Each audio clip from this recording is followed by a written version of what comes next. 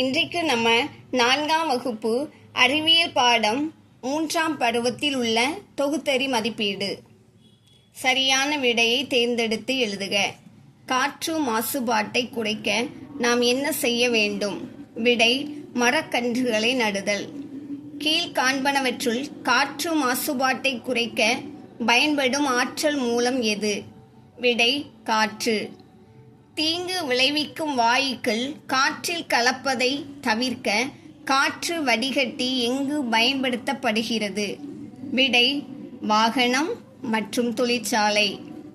அதிகமான மரங்களை நடுவதால் காற்றில் உள்ள எந்த வாயு உறிஞ்சப்படுகிறது? விடை: கார்பன் டை ஆக்சைடு. காற்று மாசுபாட்டை குறைக்க மோட்டார் வாகனங்களில் செய்யப்படும் பரிசோதனை என்ன? விடை: புகை உமிழ்வு சோதனை. கோடிட்ட இடங்களை நிரப்புக. காற்று மாசுபாட்டிற்கு முக்கிய காரணம் வாகனங்களிலிருந்து வெளியேற்றப்படும் டேஸ் ஆகும். விடை: புகை. புவி வெப்பமயமாதலால் டேஸ் உருகுகிறது? விடை: பனிப்பாறைகள். நினைவு சின்னங்களை டேஸ் சேதப்படுத்துகிறது?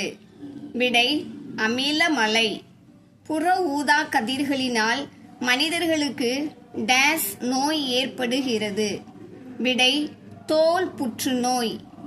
திட அல்லது திரவ துகள்கள் காற்றில் சிதறும் போது டேஸ் உருவாகும்? விடை: ஏரோசால். பொறுத்துக. யானை தும்பிக்கை, புலி கோடுகள், ஒட்டகம் அகலமான கால்பாதம், துருவக்கரடி தடிமனான உரோமம், மீன் செவுள். விலங்குகளின் குழு நடத்தையின் அடிப்படையில் வேறுபட்டதை வட்டமிடுக. சிங்கம், புலி, துருவக்கரடி. சிங்கம் கூட்டமாக வாழும், எனவே நம்ம சிங்கத்தை வட்டமிட்டிருக்கோம். புலி, துருவக்கரடி இந்த ரெண்டுமே தனித்து வாழக்கூடியது. அடுத்து தேனி, புலி, எறும்பு. இதில் தனித்து வாழக்கூடியது புலி, எனவே புலியை வட்டமிட்டிருக்கோம். தேனியும் எறும்பும் கூட்டமாக வாழும். அடுத்து யானை, பாம்பு, காட்டெருமை. பாம்பு தனித்து வாழும், எனவே நம்ம வட்டமிட்டிருக்கோம். யானை, காட்டெருமை கூட்டமாக வாழும். அடுத்து தேனி, பறவை, நாய். நாய் தனித்து வாழக்கூடியது, எனவே நாய் வட்டமிட்டிருக்கோம். தேனி, பறவை கூட்டமாய் வாழும். ஆடு, சிங்கம், துருவக்கரடி. துருவக்கரடி தனித்து வாழக்கூடியது, வட்டமிட்டிருக்கோம். ஆடு, சிங்கம் கூட்டமாக வாழும். சரி அல்லது தவறு என எழுதுக. காச நோய் என்பது சுவாச நோய் ஆகும். விடை: சரி. மாசு கலந்த காற்றை சுவாசிக்கும் போது வயிற்றுப்போக்கு ஏற்படும்? விடை: தவறு. காற்று மாசுபாட்டினால் மனிதர்களுக்கு நரம்பு மண்டலம் பாதிப்பு ஏற்படும்? விடை: சரி. மாசு கலந்த காற்றினால் கண்கள் பாதிக்கப்படுவதில்லை?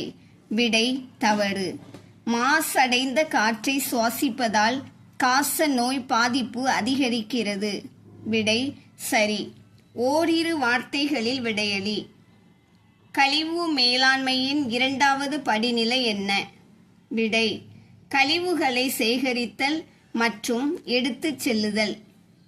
காய்கறி கழிவுகளை நீ எந்த வண்ண குப்பை தொட்டியில் போடுவாய்? விடை: பச்சை. தேவைப்படாத ஒரு பொருளை எவ்வாறு அழைக்கிறோம்? விடை: கழிவு. பயன்படுத்திய பொருட்களிலிருந்து புதிய பொருட்களை உருவாக்கும் முறை எவ்வாறு அழைக்கப்படுகிறது? விடை: மறுசுழற்சி. பயன்படுத்திய மை பேனா 3Rகளில் எவ்வகையை சார்ந்தது? விடை: குறைத்தல். சிறப்பு புலன் உணர்வுகளின் அடிப்படையில் அட்டவணைப்படுத்துக. மீயொலி எழுப்புதல், உணர்நீட்சியால் வாசனை அறிதல், நல்ல நுகரும் தன்மை, கேட்கும் திறன் அதிகம், கால்களின் மூலம் அதிர்வுகளை உணர்தல். இதை எதுலாம் எறும்பு, எது வவ்வால் அப்படின்னு பிரித்து எழுத போகிறோம். ஃபஸ்ட்டு எறும்பு. உணர் நீட்சியால் வாசனை அறிதல். அடுத்து நல்ல நுகரும் தன்மை. அடுத்து கால்களின் மூலம் அதிர்வுகளை உணர்தல்.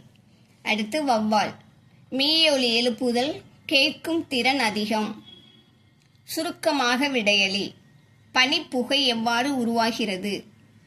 விடை, தூசி துகள்கள் மற்றும் புகை சூரிய ஒளியில் மூடு பனியுடன் இணையும் போது பனிப்புகை உருவாகிறது.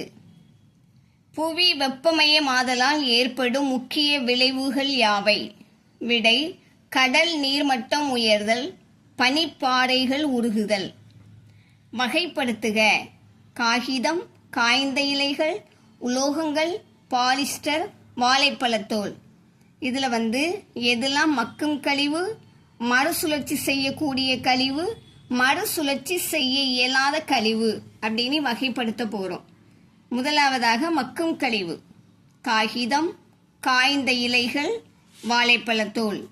அடுத்து மறுசுழற்சி செய்யக்கூடிய கழிவு உலோகங்கள். அடுத்து மறுசுழற்சி செய்ய இயலாத கழிவு பாலிஸ்டர். வேறுபடுத்துக. பகலில் இரை தேடும் விலங்குகள், இரவில் இரை தேடும் விலங்குகள். முதலாவதாக பகலில் இரை தேடும் விலங்குகள். பகலில் சுறுசுறுப்பாக இருக்கும். செவி புலன்கள் குறைவு, கண் பார்வை குறைவு. எடுத்துக்காட்டு கோழி. அடுத்து இரவில் இரை தேடும் விலங்குகள். இரவில் சுறுசுறுப்பாக இருக்கும். செவி புலன் அதிகம், கண் பார்வை அதிகம். எடுத்துக்காட்டு ஆந்தை. வினாக்களுக்கு விடையளி. பெற்றோர் பராமரிப்பு என்றால் என்ன? விடை, பெரியவர்கள் தங்கள் குழந்தைகளை கவனித்துக் கொள்வதற்காக மேற்கொள்ளும் முயற்சிகள் பெற்றோர் பராமரிப்பு எனப்படும். பெற்றோர் பராமரிப்புக்கு சிறந்த எடுத்துக்காட்டாக விளங்கும் விலங்கு எது? ஏன்? விலங்கு கங்காரு. பெண் கங்காரு தனது குட்டியை அதன் வயிற்றுப்பையில் சுமந்து செல்கிறது.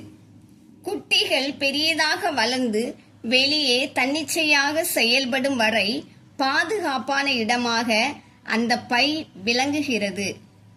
விரிவான விடையளி. காற்றின் முக்கியத்துவம் குறித்து எழுதுக.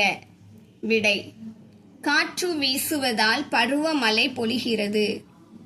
விதைகளை பரப்புவதற்கு காற்று உதவுகிறது. வளிமண்டல வெப்பநிலையை காற்று கட்டுப்படுத்துகிறது. காற்றில் இருக்கும் ஆக்சிஜன் சுவாசிக்கிறதற்கு தேவைப்படுகிறது. இதே போல இன்னும் அநேக பயனுள்ள வீடியோக்கள் நம்ம சேனலில் வெளிவரும்.